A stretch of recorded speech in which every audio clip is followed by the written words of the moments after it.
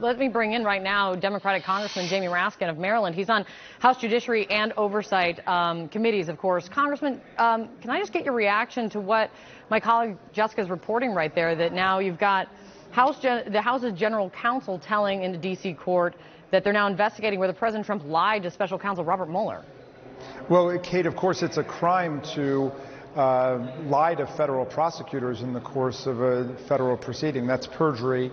It was also the basis for the GOP-controlled House's impeachment of Bill Clinton for lying under oath, for committing perjury. So it's a very serious offense, and it's obviously something that we take seriously. We take seriously the integrity of this entire process, which is why we've been frustrated by the White House's continuing attempts to blockade witnesses and to intimidate witnesses and to prevent us from getting all of the evidence to which the Constitution entitles us. But Congressman, could this fit into the question of impeachment that we're looking at right now?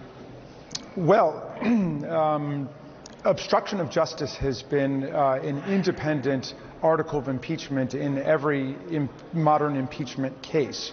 So essentially there are underlying offenses, and then there is the obstruction of the process itself, which becomes an independent offense.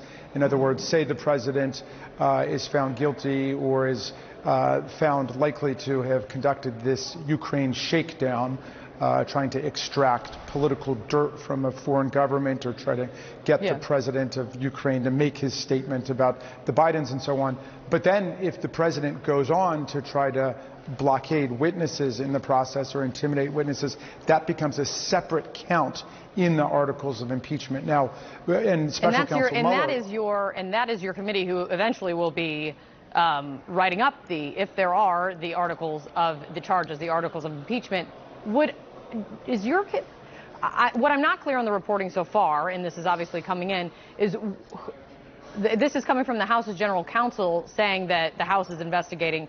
Is it one of the committees that you're on that is investigating this, Judiciary or Oversight?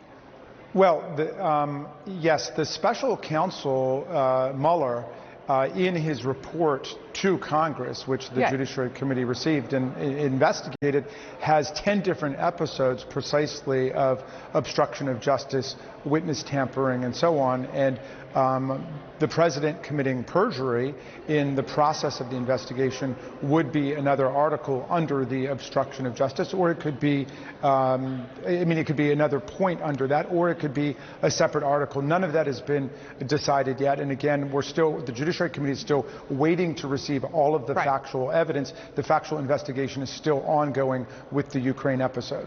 Yeah, a lot of the past coming back to the present in very real time. Let me ask you about the present, which is a very big week that will be coming of 8 witnesses that are scheduled to testify in the public impeachment hearings. One thing that we have seen over time is the evolving strategy that we've all seen from some Republicans, and how they are defending the president against impeachment. And I wanted to get your take on what you say to what we've heard from top House Republicans just over the weekend. It ranged from Congressman Turner saying the call was bad but not impeachable, and other Republican members saying, well, Ukraine eventually got the money and Ukraine never launched the investigation, so essentially no harm, no foul. Yes. Well, they're throwing spaghetti at the wall to see what sticks. So far, nothing's sticking.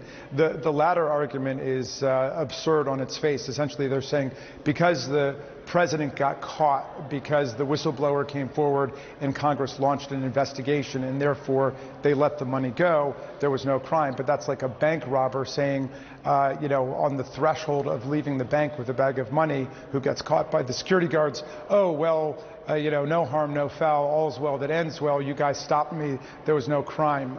So essentially what they're doing is they're admitting to attempted extortion, attempted bribery. That doesn't improve the proposition, especially with the perpetrator who seems overwhelmingly likely to try it again. After all, Donald Trump, right after Special Counsel Mueller testified, felt somehow that he was operating with impunity and went right forward to create the whole Ukrainian caper. Congressman, thanks for coming in. A lot of moving parts today already, and it's not even begun. I really appreciate it. Coming up for us.